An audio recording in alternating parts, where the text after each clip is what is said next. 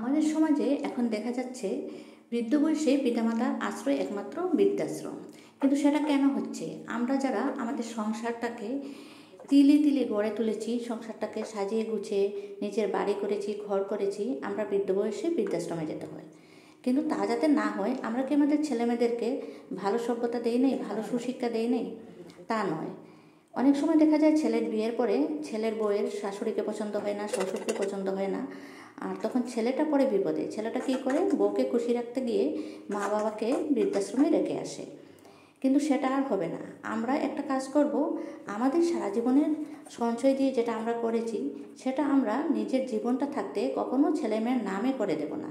তাহলে দেখবেন যাদের আমাদের সাথে পছন্দ হয় না থাকতে, তারাই বেরিয়ে যাবে, তারাই বাড়িতে থাকবে না, তাদের জন্য নতুন ঘর তারা নিজেই খুঁজে বের করবে। আমরা আর তখন বৃদ্ধাশ্রমে যেতে হবে না। ভিডিওটা কেমন লাগলো? পছন্দ হলে একটা লাইক দিয়ে আমার চ্যানেলটা সাবস্ক্রাইব করে দেবেন।